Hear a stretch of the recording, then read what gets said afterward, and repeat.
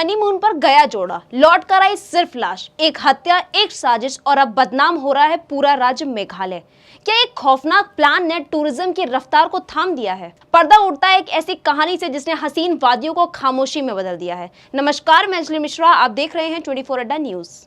मेघालय जो हर साल करीब 16 लाख पर्यटकों को अपनी खूबसूरती से लुभाता है, आज एक हत्या की भयावह परछाई से घिर गया है। इंदौर से आए नवविवाहित दंपति राजा रघुवंशी और सोनम हनीमून मनाने शिलोंग पहुंचे थे, लेकिन किसी ने नहीं सोचा था कि यह प्रेम यात्रा एक मर्डर मिस्ट्री में बदल जाएगी। मीडिया रिपोर्ट्स के मुताबिक सोनम ने पहले से ही विजाग में कुछ सुपारी किलर से संपर्क किया था और शिलोंग के एक होटल में पति राजा की हत्या की पूरी साजिश रची थी। हनीमून का बहाना सिर्फ एक परत थी, जिसके पीछे एक दिल दहला देने वाली साजिश छुपी हुई थी। राजा रघुवंशी मर्डर केस के बाद मेघालय के पर्यटन उद्योग संकट में आ गया है।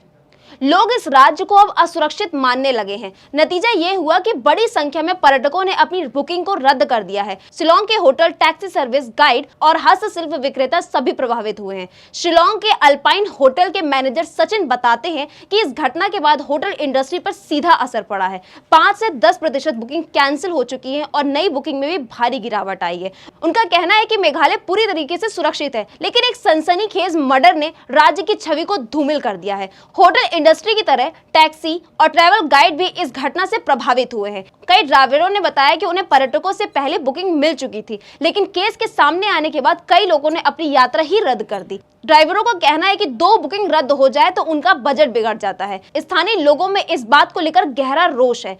एक बाहरी महिला द्वारा की गई हत्या की वजह से पूरा राज्य को बदनाम किया जा रहा है। एक स्थानीय दुकानदार ने कहा, हम तो हमेशा से मेहमानों का दिल से स्वागत करते हैं, लेकिन अब बिना किसी गलती के हमारे राज्य को असुरक्षित बताया जा रहा है। मेघालय टूरिज्म फोरम के एग्जीक्यूटिव मेंबर कमल अग्रवाल ने भी यह माना है कि टूरिज्म पर असर पड़ा है, लेकिन साथ ही यह भी कहा है कि राज्य में कोई सुरक्षा का खतरा नहीं है। यह एक व्यक्तिगत अपराध था, न कि राज्य की सुरक्षा व्यवस्था की विफलता।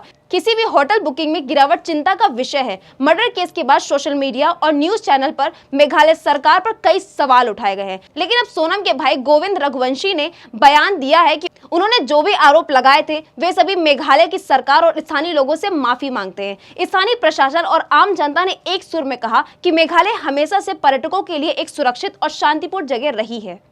यह घटना एक असाधारण मामला था, लेकिन इससे पूरे राज्य को कटघरे में खड़ा नहीं किया जाना चाहिए। अब सवाल उठता है कि मेघालय फिर से अपने पुराने रंग में लौट पाएगा।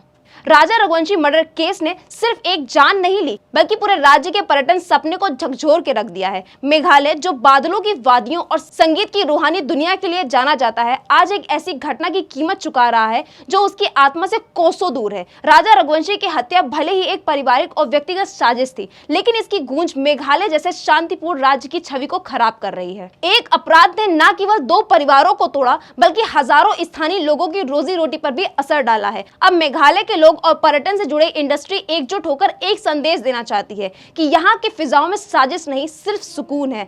यह राज्य आज भी उतना ही सुरक्षित और खूबसूरत है जितना कल था और आने वाले कल में भी रहेगा।